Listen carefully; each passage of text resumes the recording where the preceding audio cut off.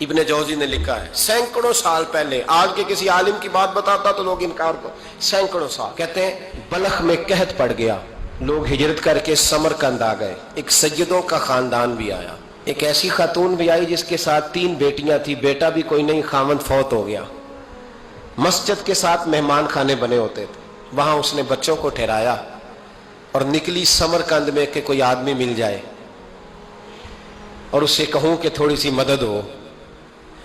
وہ چلتے چلتی ایک سیٹھ کے پاس، رئیس کے پاس پہنچی۔ جن لوگوں کے پاس دولت آتی ہے نا، وہ کئی دفعہ سخت جملے کہنے لگتے ہیں جو اللہ کو پسند نہیں آتے۔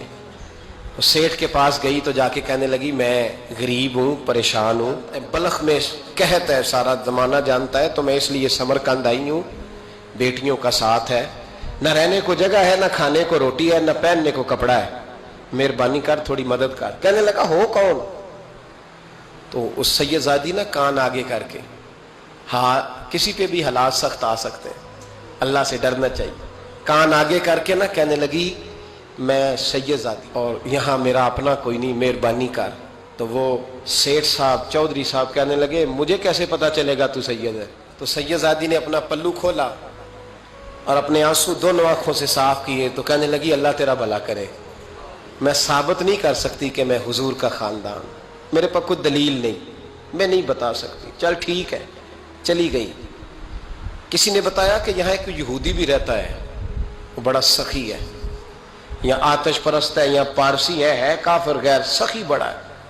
اس کے پاس گئی، بیٹھی رہی، لوگ بیٹھے تھے، جب چلے گئے تو قریب گئی، کہنے لگی مجبور ہوں، پریشان ہوں، غریب نہیں ہوں۔ کہنے لگا بی بی تجھے کبھی دیکھا نہیں، سمرقند کی اتنی آبادی نہیں، میں سارے شہر، تو کون ہے؟ تو کہنے لگی تعارف نہ ہی پوچھے تو اچھا ہے۔ اس نے کہا چلو اگر پتہ چل جائے تو۔ کہنے لگی میں مسلمانوں کے نبی کی اولاد ہوں، مسلمانوں۔ اس نے کہا پیغمبر خدا کی اولاد؟ اٹھ کے کھڑا ہو گیا، بی بی کو ساتھ لیا، گھر گیا، کہنے لگا جو صاف ستھرا کمرہ ہے نا اسے پھر دھو ڈالو، ایک دفعہ پھر دھو ڈالو۔ کمرہ دھلایا، صاف کرایا، پھر کہنے لگا بی بی میرے برتن زیادہ صاف ستھرے نہیں، میں نئے نہ خرید کے لا دوں۔ پھر نئے برتن لایا، پھر اپنے بچوں سے کہنے لگا اونچا نہ بھولنا کہ سیدہ فاطمہ کی شہزادیاں آئی ہیں، یہاں کوئی شخص اونچی بات نہ کرے۔ پھر کہنے لگا بی بی جو میرا بالکل طیب اور حلال رزق ہے نا، یہ اس میں سے لنگر ہے، لیکن چونکہ میں غیر مسلم ہوں، مجھے سلیقے نہیں آتے، جیسا تیسا بھی ہو نا اسے قبول کر لینا۔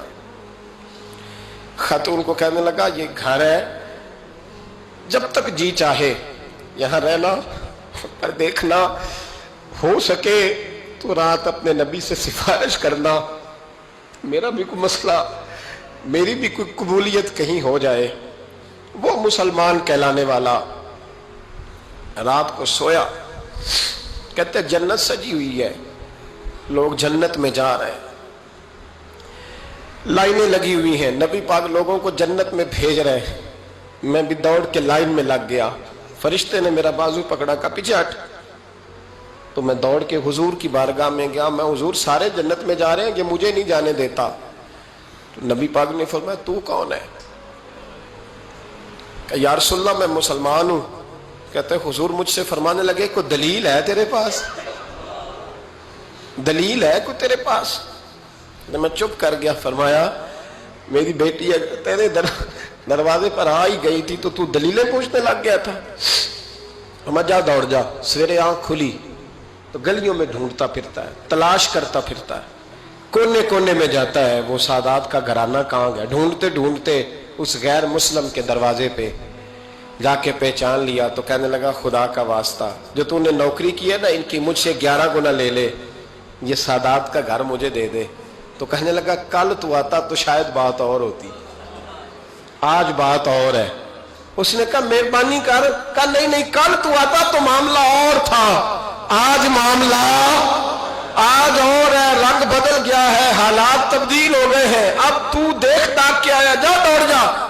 کہنے لگا نہیں مہربانی کر، دے دے، تو غیر مسلم میں تیرا کیا تعلق؟ کہنے لگا چپ کر، غیر مسلم میں کل تک تھا، کل سے سیدوں سے پیار کیا ہے تو میرے حالات سنور گئے ہیں، وہ جو نظارے تو نے رات خواب میں دیکھے ہیں میں نے جاگتی آنکھوں سے دیکھے ہیں، میں نے جاگتی آنکھوں سے.